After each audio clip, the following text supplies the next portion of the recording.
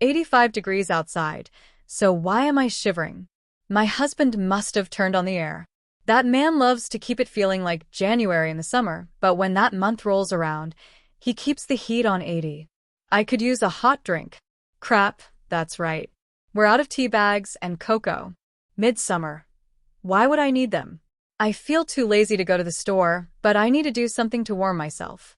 Maybe a sweater will help. Nope, they're packed away with the other winter stuff. Shit on a stick. Blowing on my hands isn't working either, and pretty soon, I won't be able to type. Damn it. Why on earth is it so damn cold in here? Maybe I should get up and walk around. Perhaps some exercise. I'll do the treadmill and watch the latest TWD. No, stay there. Huh? Stay there. Don't be afraid. Don't be afraid? Seriously? I'm alone here, and I have voices telling me to stay here. You don't have to fear me. I promise I won't do anything to harm you. And you can stop looking around. You won't be able to see me. I'm dead. Dead? Oh, okay. Well, that explains everything, I guess. I'm gonna call a shrink now. Or a cop. So, yeah. You don't need a psychiatrist, and I have no desire to hurt you. Trust me. I just want to talk. Look now. I don't know who put you up to this, or when you guys were able to get into my house to set up your wireless speakers and mic, or whatever it is you have hooked up, but this is freaking me out now. Stop it. Here's the thing, Ms. Anthony. There is no hidden wireless anything in your home, as far as I know. Unless you count your shitty Wi-Fi. I don't believe you. How do you know my name? And what the hell is wrong with my Wi-Fi? Your ISP is slow and expensive. You really should switch soon. As far as knowing your name, I met Joan's spirit, and she led me to you. It seems her daughter is now related to my widow. Your widow? Wait, why are you here with me? Who are you? Do I know you? Sort of. I'm Adam Miguel Copeland, the first. Miguel Copeland, the first, yeah. Madison Cannon's first husband? I am. Holy, how? But, I mean, you're dead. Yes, I believe I told you that a few minutes ago. How are we talking if you're dead? I inhale. Holy rat on a Ritz. Did I die? What happened? It was a stroke, wasn't it? Heart attack. Jiminy Cricket, did I get shot? No. Poisoned? Fuck, what happened? He sighs. Relax, Ms. Anthony, you are not dead. You're at your desk in a deep sleep, and I'm talking to your unconscious mind. How? Let's call it a trick of the dead. Let's call it, you leave me alone and let me wake. I will, Ms. Anthony, but first I need your help. What could you possibly need me for if I'm alive and you're not? First, you should know that Joan took over your body and told her story. What? When, damn it. A few weeks ago, she posted it on your Wattpad page. You have got to be kidding me. No, I am not. Trust me, it's there. I grunt my frustration. So, you want me to interview you? Yeah. How? Ask me questions, and I'll answer each one honestly. No, I meant if I'm asleep. How can I type? You haven't stopped typing since I connected with you. I'm typing in my sleep? You are, and quite fast. You'll see when you waken. How is that possible? I'm sorta controlling you. Are you going to take me over, too? Not entirely. That is something I don't like doing. I tried it twice with disastrous results. You ever take me over? Silence then, yeah, once. When? Well, when, Mr. Copeland. While you were having what? Dinner? No, private time with your husband. I think about that and ask, you took me over during sex? No.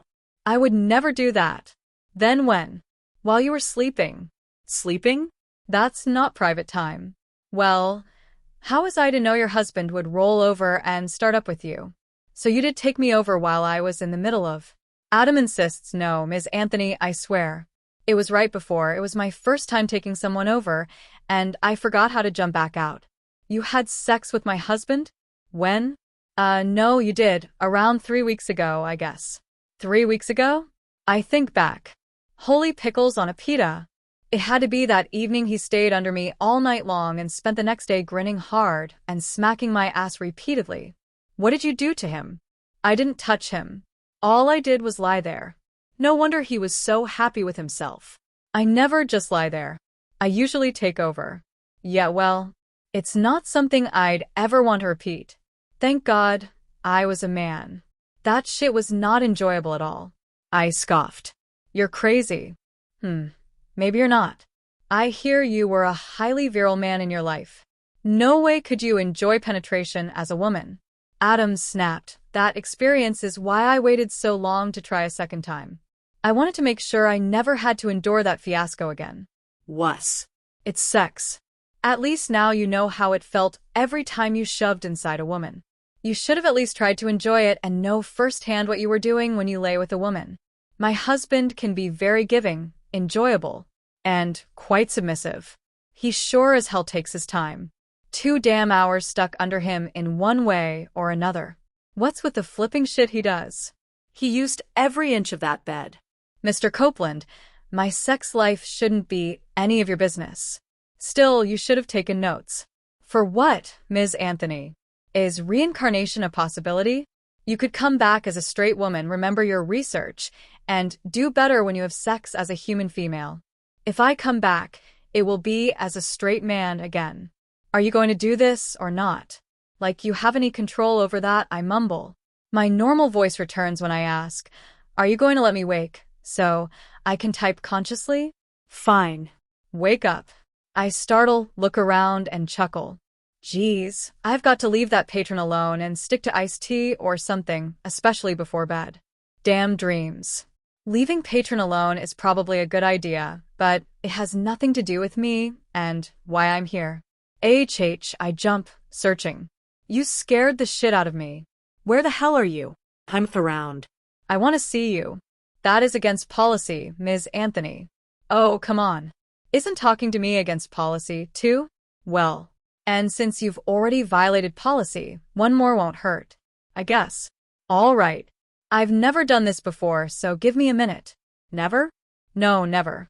I've only talked to my wife briefly, and that's it, outside of taking over a man at a bus stop for practice and taking you over with your husband. So that was true? Yes, Ms. Anthony. Ryanne, you screwed my husband, so you should call me by my given name. Ryanne, I'm Adam. All right, Adam. Let's see you. Okay. Bright light shines.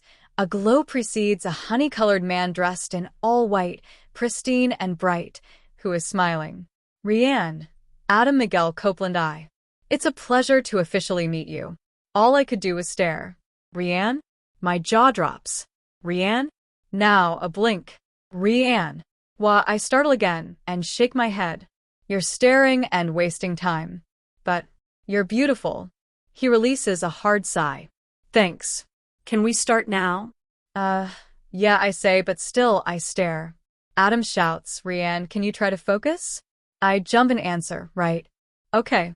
Let me get my computer up and running and… Oh, it's already ready. And on Jones' Wattpad entry. I said you were typing in your sleep. Let's get started. Mind if I sit? My feet are killing me. I frown with my huh? He chuckles. Dead man joke, Ryanne. Not funny, Adam. Jeez. Let's get this done so you can find Bernie Mac, Richard Pryor, or Johnny Carson in the afterlife and learn what funny is. He lowers, with another chuckle. That was Ryanne. All right, ask away. I look at the screen, and, smirking, I open a browser and access my account. My jaw drops as I read. Holy tits on a townhouse. Why would she do this? I think because she wanted. No. Stop talking, Mr. Copeland. I silently read Joan's story. Ms. Anthony? I screech. She was bisexual. Ms. Anthony. Ooh, it was her lover's idea to sex Stephen? Ms. Anthony, please. Stephen's packing a big one too, huh? And he's got staying power. Lucky Catherine. Ms. Anthony. I answer, annoyingly, what? Mr. Copeland? Ms. Anthony, I have no idea how long I can stay here. Read that later. When you've woken and I'm gone, would be a better time. Fine, I sigh. Where would you like to focus? Early life or toward the end? Yes. All righty. So, tell me about your mother.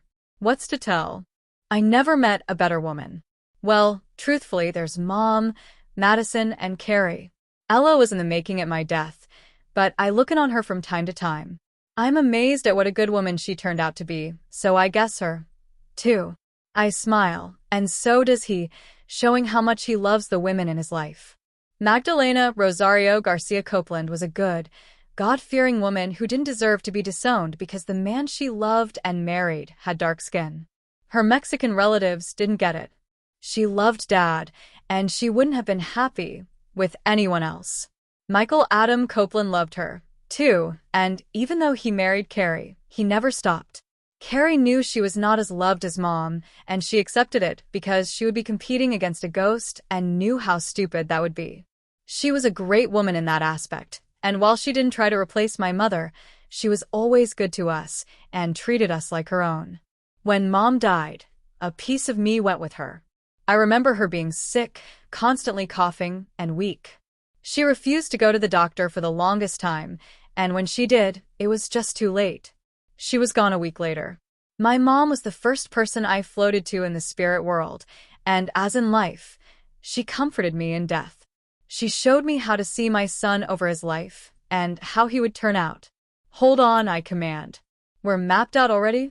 No, it's more like a view of what will happen if that person continues to take the right fork in the road, you know? Every decision is a choice, and it's up to you to make the right one.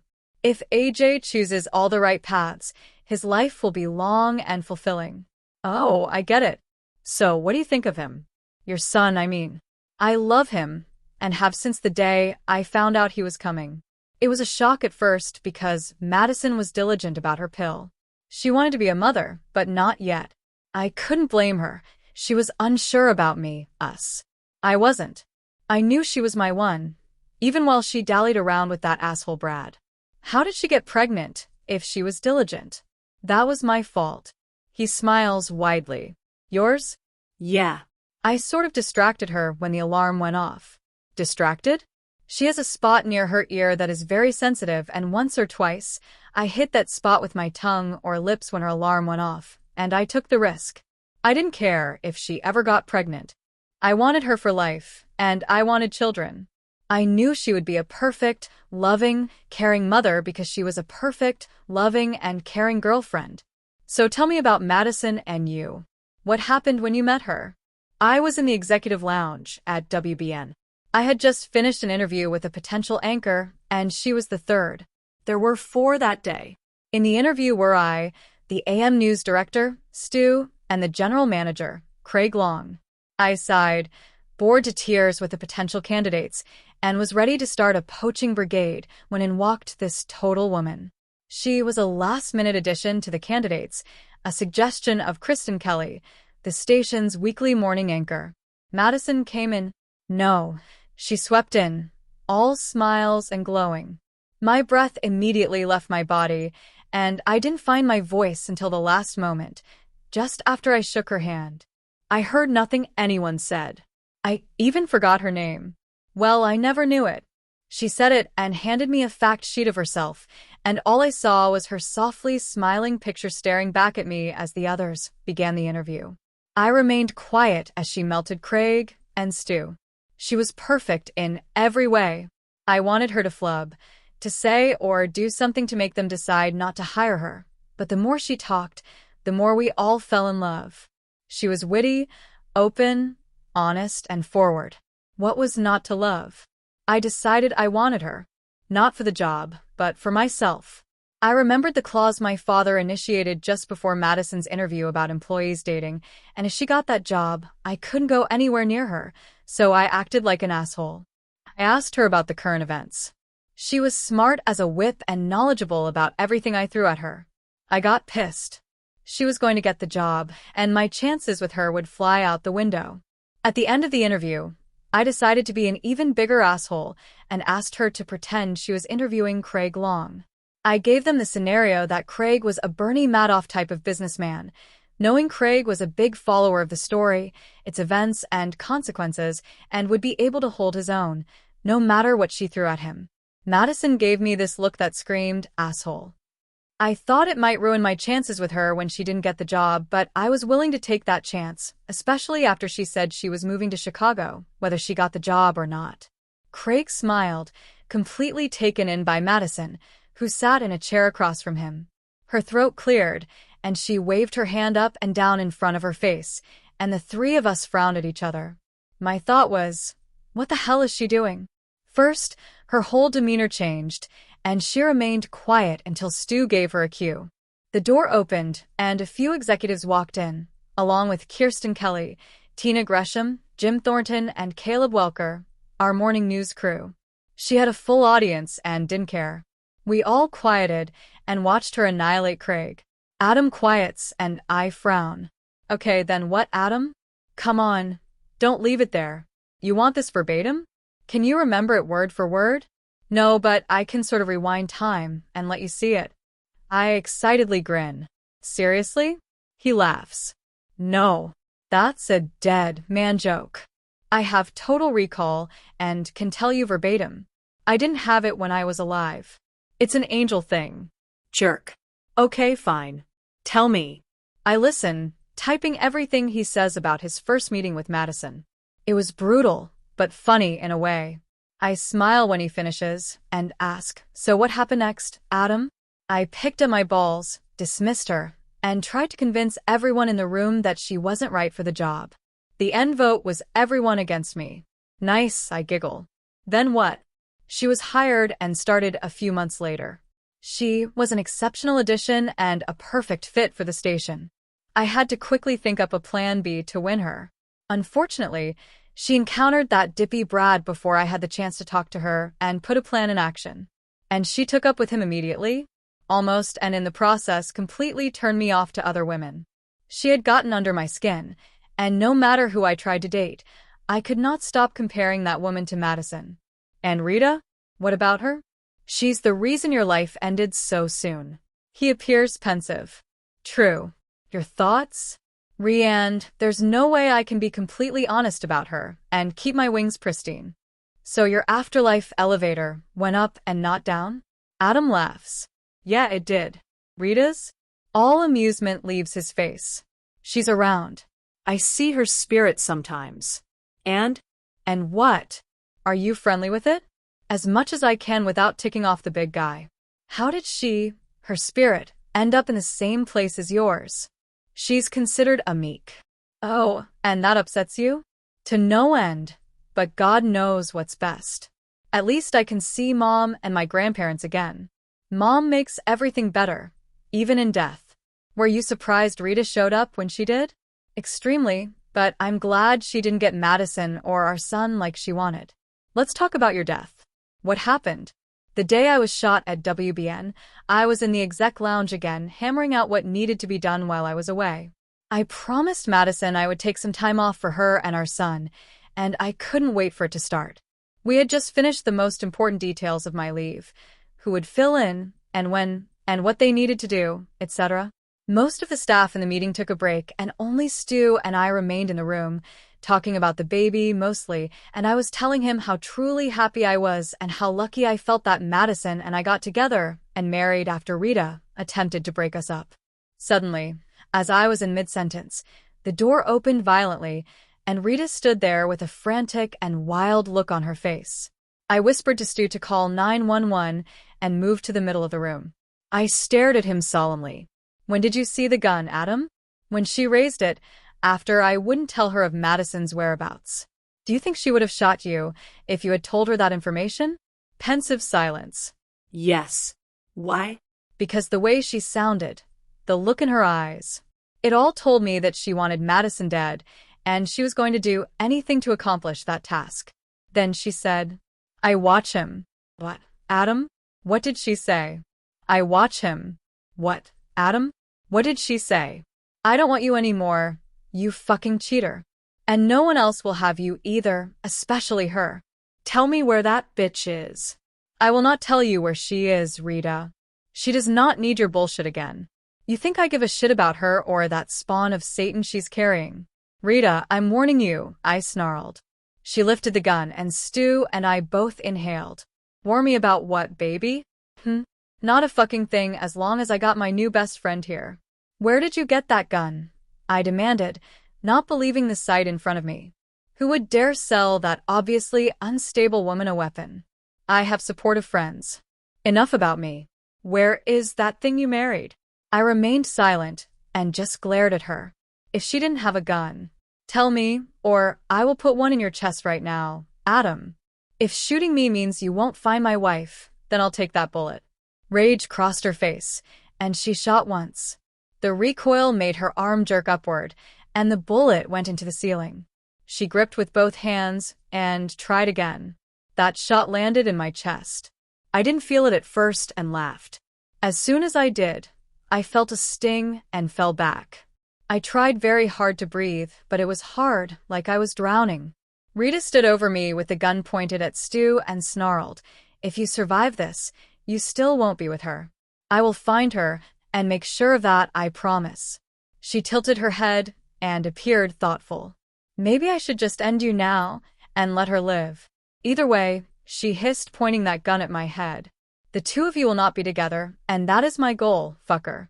Next life, answer when your ex calls." Suddenly, there was shouting and noise. Sirens sounded, and Rita looked up. After shouting a hard curse, she was gone, and Stu was bending over me, begging for help. I heard sirens and coughed up blood, begging for someone to find Madison. I started feeling cold and something heavy on my chest, but I was still begging for Madison. I lower my head, not wanting to do this anymore. "Please, Ryanne, keep typing." After a moment, I nod and put my hands back on the keyboard. Go on. "Are you all right, Ryanne?" I sniff and shake my head. "Not really," I scoff. I pause, take a deep breath, and try to absorb what he's told me. "Ryanne?" Curious, I ask, "Are you proud of her?" "Madison?" "Immensely." "And her, Matthew Cannon?" He smirks with a shrug. "What about him?" He's her husband now. "She loves him." Another smirk. "More than she ever loved me, and for a lot longer." "That's all you have to say?" "What else can I say?" I realize I was basically like Carrie. I was a settle for her. I gently shake my head. "I think you were more than a settle, Adam." "I don't." "Did you read about her at that session with her new family?" I couldn't make her 100% happy, because I was not the man she genuinely loved. Adam. It's fine, Ryanne. I loved her with everything in me, but it wasn't reciprocated. "Did you feel like that when you were alive?" Huh. "Feel like what?" I stare at him and ask, "That your love wasn't reciprocated. Did she ever make you feel inadequate? Or like she was missing something? Did you ever feel as though she was going to jump ship and hop in a dinghy for parts unknown?" Adam thinks. No. She had always made me feel wanted and loved, and it was all a complete lie from the word love. "She didn't." I groan in frustration. "You have to understand that she loved you, thinking the man she fell for first didn't want her. She gave you his love." He looks completely surprised. "Gave me his love." "She gave you the love she had for him. If you had lived, there was no way she would have ever let you go. She even turned him down after that incident with Rita." "What incident with Rita?" "The one where Rita was almost naked in your office at WBN before the elopement." "I remember." "She did?" She did. "How do you know?" "The same way I know all these things. I'm like their vessel, and I type out what they want to share, just as I'm doing with you. Even still, that doesn't mean she wouldn't resent me." When? "Whenever Matthew got the balls to go after her again. Matthew respects marriage because of what his parents endured. He never would have come after her while she was married to you, Adam. You won her, fair and square. But they belong together." I shrug. "Maybe. Maybe not. She said it herself in that session. Matthew got her by default. And remember, it took him a few years to get her after you were gone. So yeah, they belong together now, but if you had survived, no." No? "No. She would have stayed with you. Madison may not have thought she wasn't fully happy, but you did fulfill her. She never would have done anything to make you doubt her feelings, and Matthew would never have done anything to make her question them. She was over him, sort of. Of course, it hurt to think that she wouldn't or couldn't be enough for him, but you came along and showed her that there was more to life than Matthew Cannon, Brad Gold, and that fucking Philip Pruitt. And there is no doubt that you did. She loved you, and she always will." "Ryanne," Adam calls in a sigh, several moments after I issue my opinion. "Yes, Adam? Are you a psychiatrist?" I laugh. No, but I'm constantly told I need one. He laughs louder. What else should we talk about? Uh, what about Henry? Henry. That took me by surprise. I mean, I knew Madison's heart had no boundaries, but her adopting Henry shook me. He wasn't even my son, and she took him in, loved him, after what his mother did to her. I still can't wrap my head around that. What was she thinking? That he needed someone and she needed to be needed, maybe? She had AJ. He needed her. So did Henry. Rita's mother. What was her name? Susanna? Yeah, her. Jeez. I couldn't have left a dog in her care.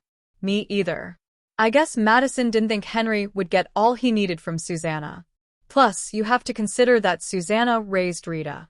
Did the world need another person hurt and lost after being left in her care? I guess Susanna did Henry a favor by confronting Madison and leaving him with her. She did. Henry is much better off with Madison and Matthew. He accepts both Henry and AJ as his own. He gives them all they need and more, and still makes Madison happy. It really is a happy marriage. I wouldn't know. I've seen it them. They are extremely happy and loud. God, I miss her. She was that good, huh? You have no idea. Give me an idea. Do you want me to talk about sex with Madison? I shrugged. Yeah, why not? That's kind of, wrong. Not really. She talked about it in her book. You and Matthew. She wrote a book?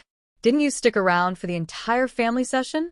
I heard that I made her unhappy and shut down, but Joan stuck around through the entire thing. Several of the canons wrote books, for closure, as requested by their therapist.